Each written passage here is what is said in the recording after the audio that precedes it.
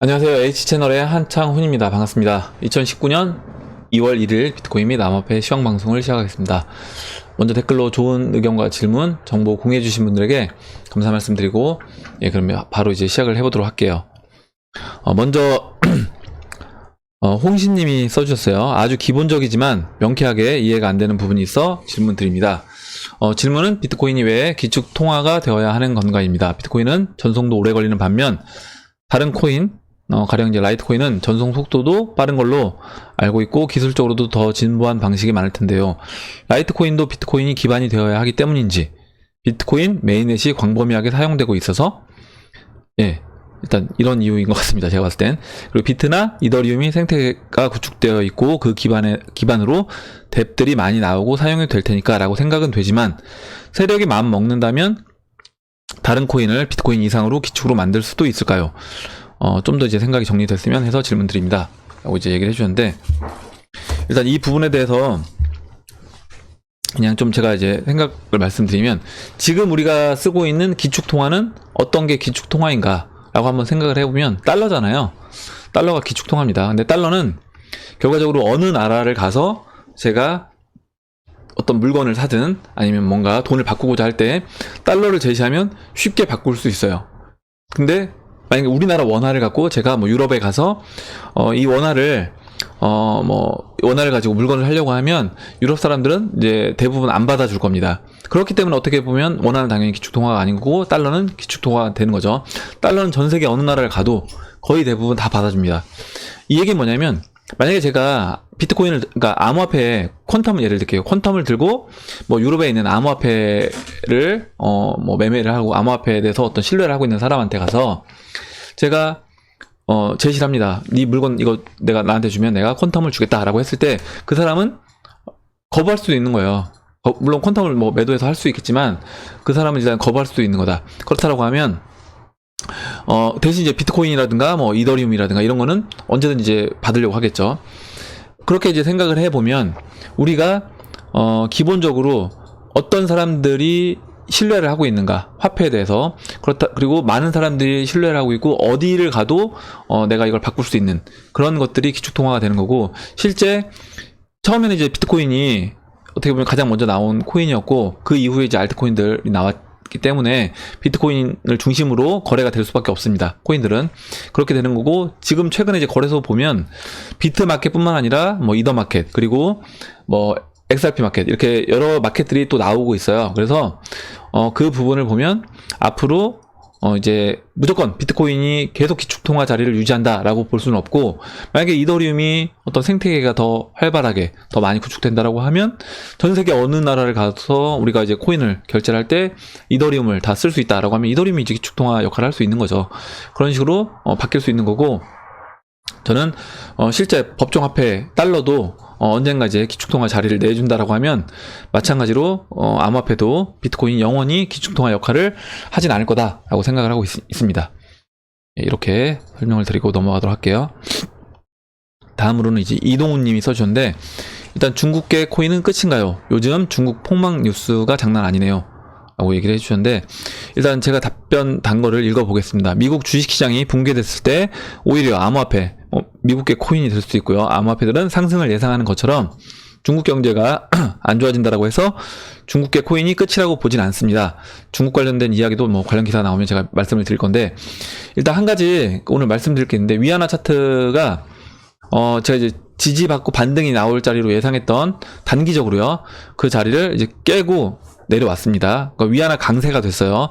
달러 대 위안화기 때문에 이제 위안화 강세가 된 겁니다. 차트가 이제 내려왔다는 거는 갑자기 또 올라왔는데 일단은 일봉을 볼게요. 이거는 지금 일봉을 보면 살짝 뭐 반등했는데 일단 지금 위안화 차트를 보면요, 위안화 차트를 보면 제 주봉으로 바꿔서 보도록 하겠습니다. 주봉으로 바꿔서 보면, 제가 이제 지난번에 위안화가 지금 이 추세에서 반등이 나올 거다 라고 말씀을 드렸고, 실제로 이제 반등이 나왔어요. 여기서 보시면 반등이 나왔었습니다. 잠깐만요. 여기 좀 차트가 지금, 자 여기를 제가 좀 차트를 잘못 그렸어요.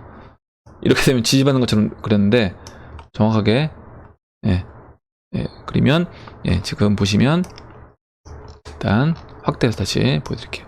보시면 제가 이제 여기 이 자리에서 이제 연결해서 보여드렸을 때 반등이 나올 걸 예상했고 반등이 나왔었습니다. 지금 주봉인데요. 반등이 나온 이후에 지금 깨고 내려왔는데 깨고 내려온 후에 지금 보니까 갑자기 지금 제가 이거 설명드리면서 아까 이거 설명드리기 전에 오전에 아침에 봤을 때는 완전히 깨고 내려와 있는 상태였는데 일단 지금 아래 꼬리를 달고 올라왔습니다. 그러면 이게 지금 왜 이렇게 이 추세선을 깨고 내려왔냐? 일단 미국에서 금리를 동결한다라고 얘기했기 때문에 그 달러 인덱스가 이제 떨어지면서 달러 약세 위안화 강세로 이제 일단 된 거예요. 단기적으로는 이렇게 된 거고 단기적으로는 좀 더 이제 위안화 강세 국면으로 갈 수도 있다. 단기적으로는. 하지만 이제 좀 더 이제 장기적인 시각에서 본다라고 하면 제가 이제 지난번에 말씀드렸던 것처럼 채널 자체가 지금 이렇게 저는 장기로는 이렇게 보고 있다라고 말씀을 드렸습니다. 그래서 앞으로 이렇게 이제 위안화 약세 그러니까 달러 강세 국면으로 가는 거죠. 지금 달러 대 위안화 차트이기 때문에요. 그래서 물론 장기적으로는 이 추세를 깼기 때문에 좀 더 뭐 하락한다고 하면 위안화 강세 국면이 될 수 있는데 여기서 전체적으로 단기적으로는 그렇고 장기적으로는 그래도 달러 강세로 간다라고 이제 보는 게 맞다라고 보시면 될 것 같습니다. 일단은 중국 관련돼서 그리고 이제 중국 뭐 폭망 뉴스 관련된 거는 뭐 제가 중국 경제 관련돼서 몇 번 이제 얘기를 드렸어요. 그래서 뭐 중국 경제 관련돼서 이슈가 있을 때 그때 뉴스 설명 드릴 때 같이 이제 연결시켜서 설명을 드리도록 하겠습니다. 그리고 이제 DYD님이 어제 제가 이제 오후 영상 찍기 전에 오전에 댓글을 다셨는데 얼굴 표정에 좀 더 변화를 주면 시청자들이 좀 재밌게 볼 것 같다 이렇게 얘기해 주셨는데 제가 오후에 어제 둘째가 갑자기 와가지고 좀 웃으면서 해서 또 그걸 또 재밌게 보셨다고 한 분들이 계신데 DYD님이 좀 뭔가 이게 선견지명이 있으신 건지 앞을 내다보는 능력이 있으신 건지 이렇게 해서 댓글 딱 달아주셨는데 그렇게 또 됐습니다. 딴 때는 이렇게 별로 이렇게 표정이 좀 변화가 없이 이렇게 방송을 하는데 어제 이제 둘째가 나오면서 그렇게 돼서 말씀을 드렸고 다음 보도록 할게요. 금은동님이 이제 써주셨는데 이제 리플 관련돼서 한번 내용을 읽어보도록 하겠습니다.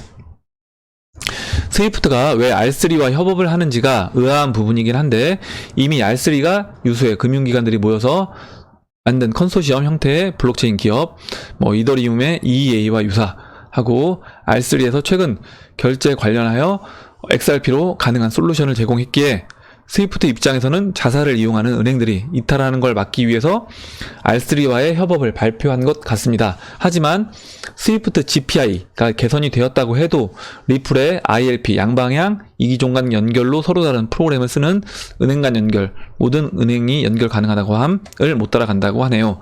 결제를 XRP로 안 한다고 해도 이미 페이먼트 분야에서 상대가 안 돼서 스위프트 전망이 어두워 보입니다. 잠시만요.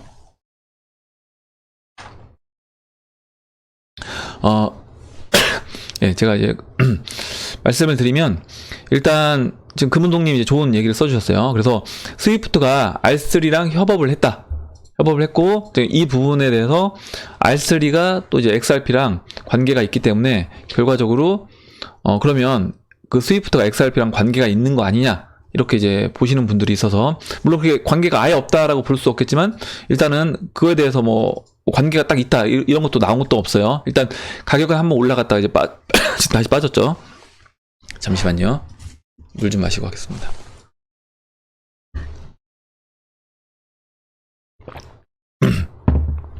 그러면 일단 제가 좀 더 이거를 좀 쉽게 한번 설명을 드려볼게요. 예를 들어서 예전에 월마트 그리고 뭐 코스트코 있었습니다. 기존에 유통업계 그리고 아마존이 이제 인터넷이 생기면서 인터넷이 아마존이 유통 쪽으로 이제 들어왔죠. 물론 이제 처음에는 서점으로 시작을 했지만 지금은 사실 거의 모든 물건을 다 팔고 있습니다. 그러면 이렇게 보시면 될 것 같아요. 뭐냐면 월마트, 코스트코는 이제 스위프트라고 보시면 될 것 같고요. 그리고 지금 아마존은 이제 XRP 리플사라고 이제 보시면 될 것 같아요. 그러면 지금 우리가 현재를 보면 월마트도 아직도 존재하고 있고요. 코스트코도 아직도 존재하고 있습니다. 그리고 마찬가지로 아마존도 또 같이 성장을 했어요. 이와 같이 저는 이제 스위프트하고 그 다음에 이제 리플, XRP랑 같이 어떻게 보면 이제 이 시장을 좀 나눠먹게 하면서 성장을 할 거다라고 보고 있습니다. 물론 이제 월마트 그리고 코스트코도 원래는 그 오프라인에서만 판매하고 온라인 판매를 안 했어요. 안 했는데 그 코스트코에서 물건을 떼다가 약간의 어떤 수수료를 붙여서 파는 그런 인터넷에서 파는 그런 분들이 꽤 있었습니다. 왜냐면 이제 코스트코 매장이 전국에 많이 없다 보니까 그렇게 대행 판매를 해줬어요. 그래서 그렇게 최근에는 코스트코도 온라인 홈쇼핑을 만들어서 홈쇼핑이 아니죠.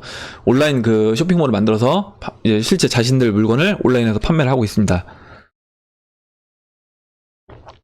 그렇게 보면 일단은 이런 거죠. 스위프트가 R3와 협업하는 거는 기존에 있던 월마트와 코스트코가 인터넷 어떤 쇼핑몰을 만들어서 자신들 물건을 판매하는 그 정도 수준이라고 이제 보시면 될 것 같아요. 그렇게 이제 왜냐면 시대가 이제 변하니까 그들도 뭔가 따라가기 위해서 하죠. 하지만 기존에 그 오프라인 매장이 있던 월마트 오프라인 매장을 싹 없애고 다시 아마존처럼 온라인으로 완전 다 전환한다?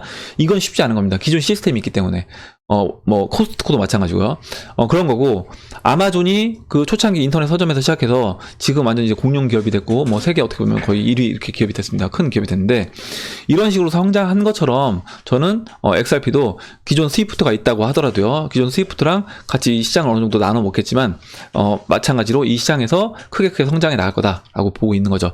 그래서 그런 식으로 좀 비교해서 보시면, 지금 스위프트가 R3와 협업해서 하는 거는 기존에 이제 월마트가 아니면 코스트코가 인터넷 업체들 예를 들어 좀 어느 정도 사이즈가 되는 인터넷 업체한테 예를 들어 네이버라고 해볼게요. 아니면 구글이든 이런 업체한테 제안하는 거죠. 우리 쇼핑몰에서 니들이 좀 관리할 수 있게끔 해줘 만들어줘 라고 해서 그쪽하고 협업해서 뭔가 일을 진행한다라는 겁니다. 그 정도 수준으로 보면 되고 그런 또 인터넷 업계가 아마존하고도 아마존 시스템하고도 연결돼 있다. 아니면 아마존의 이제 AI 프로그램을 얘네가 갖다 쓴다라고 하면 이런 식으로 우리가 연결시켜서 그러니까 생각을 해볼 수 있다. 그렇다고 했을 때 결국에 스위프트가 이쪽 들어가서 이게 리플의 악재가 된다. 전 그렇게 보진 않는다는 거죠. 그 월마트라든가 그리고 코스트코라든가 이런 기업들이 인터넷 시장을 진출하려고 했다고 하더라도 자신들 기존 시스템이 있기 때문에 그걸 다 버리고 새로운 완전 인터넷 시스템으로 바꿀 수는 없는 거예요. 물론 그쪽으로 어느 정도 발을 담글 수는 있겠지만 그래서 저는 그 부분에 대해서 이게 어느 정도 이들도 알고 있기 때문에 뭔가 시장의 흐름에 자신들도 이제 따라가기 위해서 스위프트도 뭔가 이제 변화를 모색하는 그 정도 수준으로 그 월마트나 코스트코가 했던 것처럼 그 정도 수준으로 이해를 하면 될 것 같습니다.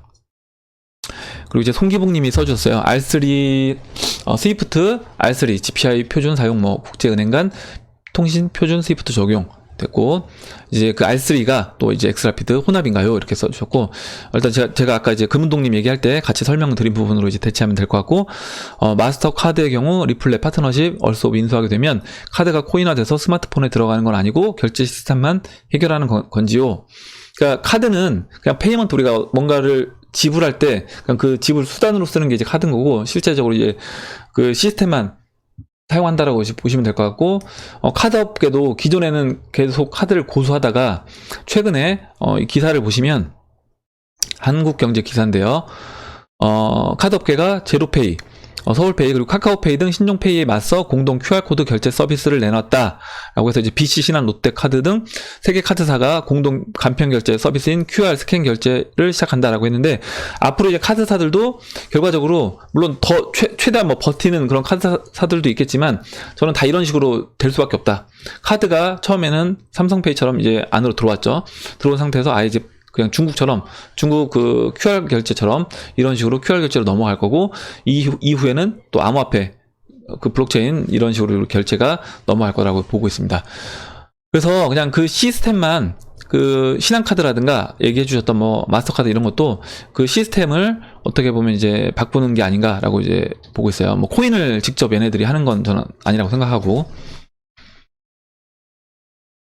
예. 어차피 이제 카드사는 그 수수료만 남기면 되는 거니까요. 그리고 다음 보도록 하겠습니다. 다음은 예, JJJ님이 써주셨어요. 읽어보겠습니다. 연기금 투자하는 거 작년 1월에 카톡방에 거래 내역 정보 돌아다녔었습니다. 구글에 이제 비트코인 연기금이라고 치니까 정보가 나오고요. 확인해보니 일부 지워버린 것도 있습니다. 정부가 투기꾼으로 몰고 저런 스탠스를 취하는 게 너무 괘씸합니다. 참 웃기는 노릇이라고 생각이 됩니다. 투자하는 입장에서 국내 시장은 거의 안 보고 투자하는 입장입니다. IT를 업으로 20년 가까이 일을 하고 있지만 판교 가보시면 직장인들은 죽을 맛이라고 합니다. 이렇게 써주셨는데, 제가 이제 어제 선물 옵션 파생시장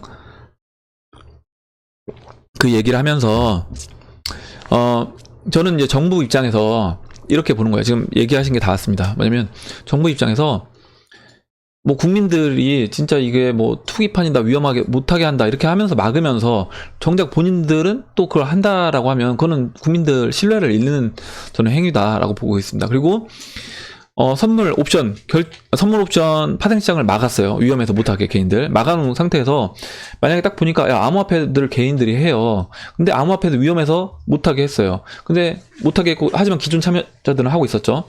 그럼 이 상태에서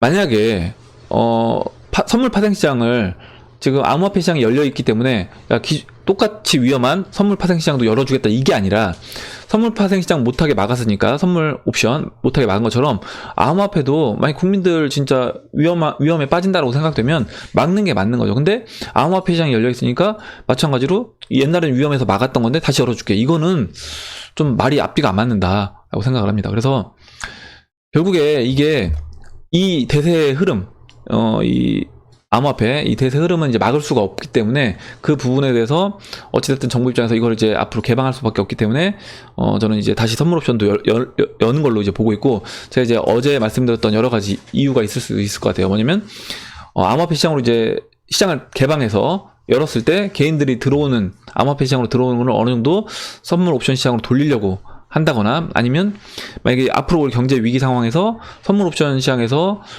좀 뭔가 자신들의 어떤 밥이 될 그런 먹잇감이 될 그런 것들을 미리 어떻게 보면 확보하기 위해서 시장 진입 장벽을 낮추는 게 아닌가 이런 생각도 해봅니다. 그래서 어찌됐든 이거는 국민들을 위한 선택은 아닌 것 같다. 그런 정책 자체가 국민들을 위한 선택은 아닌 것 같다라는 생각이 듭니다. 그래서 예, 일단 정부가 좀 뭔가 신뢰를 주는 그런 걸 해야 될 것 같은데, 이런 부분에서 정책 결정에서 그래서 이제 그런 부분 때문에 어떻게 보면 그 베네수엘라처럼 우리나라도 잘못된 어떤 정책 판단을 충분히 할 수도 있다라고 보는 거죠. 어떻게 보면. 다음 보도록 하겠습니다. 임성재님이 써주셨어요. 스팀 관련된 차트를 이제 보여달라고 해서 제가 이제 오후 영상 때 말씀을 드리도록 하겠습니다. 그리고 이제 야옹님이 이제 써주셨는데, 이오스는 21명의 한 명보다 BP가 많다는 이야기는 20명의 상위 득표자가 BP 그리고 그 이하의 21위 이하의 득표자들이 BP 후보가 되어 그중 매번 랜덤하게 한 명이 참가해 상위 20명과 함께 합의를 하는 것으로 압니다. 일단 후보자들이 쭉 있고 그 후보자들 중에서 이렇게 선출해서 한 명씩 올라와서 21명을 채운다 이런 얘기신 것 같고, 때문에 이제 BP가 21명보다 많은 것은 아니고 합의할 때는 결국 21명의 BP들이 합니다. 그러니까 BP는 21명으로 정해져 있는 거다라고 보시면 되는 거예요. 아마 이제 어제 이제 설명드릴 때 이제 그 BP 후보들까지 다 그러니까 얘기하다 보니까 아마 이제 BP가 많다 이렇게 얘기해서 아마 그 부분을 이제 짚어주신 것 같습니다. 그리고 이제 읽어보면 이오스는 이제 1인 1표제가 아닌 1인 30표제를 채택하고 있는데 1인 1표제 하에서는 자기 자신에게 투표하는 것이 가장 이득이 크지만 30표제에서는 자기에게 투표하고도 29표가 남기 때문에 그 남은 29표를 가지고 기존 상위 20명이 BP들끼리 담합을 해서 교차 투표할 만한 경제적 유인이 상당합니다. 이오스 메인넷 이후 담합 논란도 있었고 말이죠. 그래서 이오스는 그러니까 우리 그 국회의원들 이라고 보면 될 것 같아요. 그래서 국회의원들을 뽑고 그 국회의원들이 다시 한 사람이 한 표를 갖고 있는 게 아니라 30표를 갖고 다시 하다 보니까 서로 자기들끼리 야 우리 국회의원 계속 우리끼리 표해서 계속 해먹자 이렇게 하는 것처럼 마치 그들끼리 어떤 카르텔이 형성돼서 계속 뭔가 독점적인 지위를 누리려고 한다는 거죠. 그 부분을 이제 짚어주셨고, 예, 그렇게 내용을 이제 아마 어제 설명된 부분에서 그 이오스 BP들이 이제 많다라고 한 부분을 때문에 이제 얘기를 해주신 것 같습니다. 다음 보도록 할게요. 소연님이 써주셨어요. 일단 트론이나 이제 웨이브 리플 같은 알트들이 강하게 시장 분위기를 이끌어 주었으면 합니다. 라고 얘기해 주셨고, 제가 방금 전에 이제 차트 보니까 차트가 좀 트론이 깨지면서 원래 그 750 사토시를 지켜줬어야 되는데, 지금 여기 보시면 지금 711 사토시까지 내려와서 일단 차트가 좀 꺾인 걸로 이제 보이고 있습니다. 그래서 흐름은 일단 흐름은 좋아진 건 아니에요. 일단 그래서 오후에 좀 더 자세하게 설명을 드리도록 하겠고, 이 에어드랍 받는 부분은 어떻게 해야 되냐. 일단 트론에 대해서 내가 사실 에어드랍 때문에 내가 이걸 무조건 팔겠다 이거가 이런 것보다는 일단 만약 목표치가 제가 지난번에 한번 말씀드렸는데 나는 목표 수익이 있다, 그래서 이 정도 목표 수익이면 만족한다라고 하시면 에어드랍과 관계없이 거기서 그냥 매도를 하고 나가시면 되는 거예요. 그러니까 일단 매도하시고 만약에 뭐 빠졌을 때 다시 들어가시면 되는 거고요. 그렇게 하시면 되고, 만약에 나는 이제 일단 에어드랍 받고 그리고 그 받은 BTT를 어떻게 해야 될지 모르겠다, 이 부분은 이 BTT는 만약에 보신 다음에 BTT 그 코인을 나는 이거에 대해서 괜찮은 것 같다, 이 코인이, 그러면 홀딩해서 갖고 가시면 되는 거고, 만약에 그렇지 않다라고 하면 원래 이제 트론 홀더면 트론은 좋게 보신 거잖아요. 그러면 BTT를 바로 매도해서 트론을 사시면 되는 겁니다. 왜냐면 만약에 이제 BTT가 에어드랍이 되면서 트론이 그만큼 가치 하락이 있다라고 하면 그 부분에 대해서 그 가치 하락한 부분을 채워주기 위해서 받은 BTT를 바로 매도해서 그 자리에서 그냥 바로 트론으로 다시 매수를 하시면 되지 않겠나, 이런 생각을 해보고, 만약에 BTT도 난 좋게 본다. 예전에 이제 비트코인에서 비트코인 캐시 따로 받았고, 저 같은 경우는 그 당시에 비트코인 캐시를 믿지 않아서 비트코인 캐시를 바로 매도해서, 그러니까 2017년에요 매도해서 바로 비트코인을 샀습니다. 그렇게 했던 것처럼 그렇게 하셔도 되고, 만약에 비트코인 캐시를 믿는다라고 하면 비트코인 캐시도 이제 보유하시면 되는 거예요. 마찬가지로 이제 BTT도 난 BTT 공부해보니까 괜찮은 것 같아 라고 생각이 되시면 그냥 BTT도 홀딩을 하시면 되겠다. 예, 이렇게 설명을 드리고 넘어가도록 하겠습니다. 다음 보도록 할게요. 김태환님이 써주셨어요. 가격 전망을 할 때 2월에 비트코인 ETF가 승인된다는 가정하에 계산을 했는데 셧다운 등의 이슈로 인해서 ETF 승인 신청을 취소한 것으로 알고 있다. 그렇다면 ETF 승인이 미뤄질 거라고 생각이 되는데, 이렇게 되면 가정이 틀리게 돼서 비트코인 예상 가격과 시기에도 재고가 필요한 거 아닌가 생각이 듭니다. 라고 얘기해 주셨고, 예, 맞습니다. 맞고, 지난번 이제 신청 철회 전에, BTC 가격 예측했던 부분으로 설명하다 보니 제가 그렇게 된 거예요. 그러니까 예전에 설명할 때는 그 철회, 보시면, 바네크 CEO가 철회를 했잖아요. 그 철회하기 전에 제가 가격 예측하면서 그래서 그냥 그걸 가지고, 리플 예상한 다음에 또 이제 그 가격 예측을 또 해달라고 하셔서 그냥 그걸 가지고 제가 예상한 거고요. 만약에 이제 ETF가 이렇게 보시면 될 것 같아요. ETF가 승인된 이후에 적어도 이제 4개월에서 한 6개월 정도 비트코인이 금 차트와 같은 움직임을 보인다라고 하면 여러분들도 예상을 하실 때, 그러면 만약에 우리가 이제 그 ETF가 2월이 아니라 만약에 뭐 4월에 승인됐다. 그러면 4월 승인된 이후에 한 뭐 4개월에서 6개월 정도 지난 지점에 비트코인이 만약 금 차트와 같은 패턴대로 간다라고 하면 5,600만 원 그 자리까지 상승할 수 있지 않겠나라고 이제 보시면 될 것 같고, 그러니까 기준을 그렇게 보시면 될 것 같아요. 그래서 ETF 승인이 일단 미뤄지긴 했지만 미뤄진다라고 하면 미뤄진 시점 이후로 만약 금 차트와 같은 패턴으로 간다라고 하면 그렇게 이제 계산을 해서 보셔라. 예, 그렇게 말씀을 드리겠습니다. 그리고 일단은 그 바네크 CEO는 그 CNBC 인터뷰에서 뭐냐면 자기가 이제 일단은 철회를 일시적으로 했다. 일시적으로 철회를 했고 다시 이제 신청할 거다, 이렇게 얘기를 했습니다. 예, 그리고 이제 다음 보도록 할게요. 다음은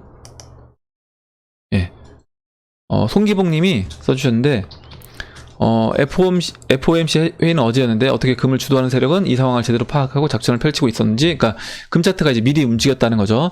그러니까 어떻게 보면 금융 세력들은 다 미리 이제 정보가 있기 때문에 당연히 이제 금리 이번에 동결 한다는 거 알고, 그러면 금리 동결을 하게 되면 달러 약세로 될 거고 안전자산이 올라갈 거라고 보고 이렇게 한 겁니다. 그래서 그렇게 이제 가격이 움직였다.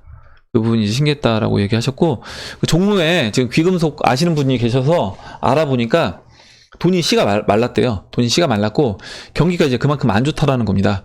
그래서 제가 이제 주변에 이제 뭐 장사하는 친구들, 뭐 후배들 이렇게 물어보면, 사업하는 친구들한테도 물어보면 굉장히 예전보다 매출이 뭐 30에서 많게는 막 반토막 났다라고 해요. 그래서 그만큼 좋지 않고, 제가 어제 끝날 때 금 마무리하면서 말씀드렸던 것처럼 사랑의 열매가 그렇게 모집이 안 됐다는 거는 얼마나 진짜 경제 상황이 안 좋으면 사람들이 그 기부하는 그것까지 못하고 있을까라고 생각을 해보시면, 이게 거의 사랑의 열매 나오고 나서 세 번째래요. 그러면 첫 번째는 첫 해고, 두 번째가 이제 2010년도, 그냥 금융위기 지난 이후에 2010년도였고요. 그리고, 이제 올해, 그런 겁니다. 그러면 올해 그만큼 지금 경제 상황이 안 좋은 거다라고 이제 봐야 될 것 같아요. 예. 그리고, 예. 박상현님이 써주셨는데, 어제 제가 이제 마무리를 이제 급하게 했죠. 그래서 급 마무리를 했고, 얼마 전에 리플이 갑자기 뚝 떨어졌다 올라온 거예요. 근데 누군가 주문 오류로 낮은 가격에 체결이 된 게 아닐까요?